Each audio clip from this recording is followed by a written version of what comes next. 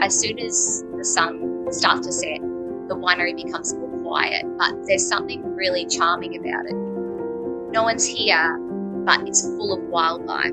And yeah, the lighting that sets on the vines is gorgeous at that time of day. Our region's special because on the other side of the property is literally 10 minutes drive to the beach. So we've got beach views, but also rolling landscapes with forests, and we've got lavender fields.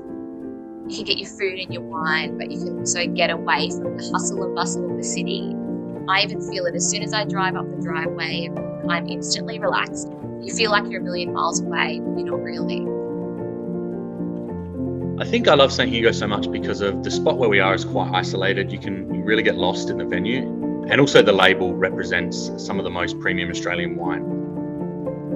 You can book the Jacobs Creek cottages and you basically get to experience the venue at night all on your own. Around dusk, you'll start seeing the families of kangaroos coming through. You can hear the birds, you can hear the wind, and it just starts to feel like you're here in the middle of nowhere, in luxury though. The scenery and the architecture, if not for the wine, is enough to visit. But also if you're a wine fan, I think we have some of the most competitive, balanced, premium wines you can drink. And the food offering, you definitely will not leave hungry. We're about a 25-minute drive northeast of Perth. We're in a suburb of Caversham, which is in the heart of the Swan Valley.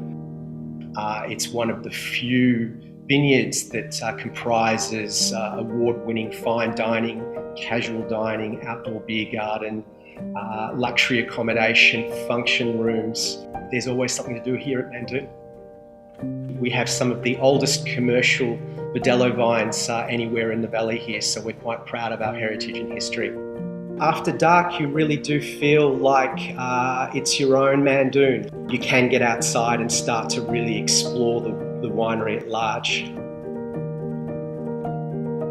If you live in a city and just feel like you want to get away from it all, this is the ultimate experience. I think the Barossa Valley is really accessible. There's something to do for everyone. It's a family-friendly location as well. It's just you. It's the estate, the sleeping vines, a nice glass of red, and nature and bird life surrounding you. So what more could you ask for?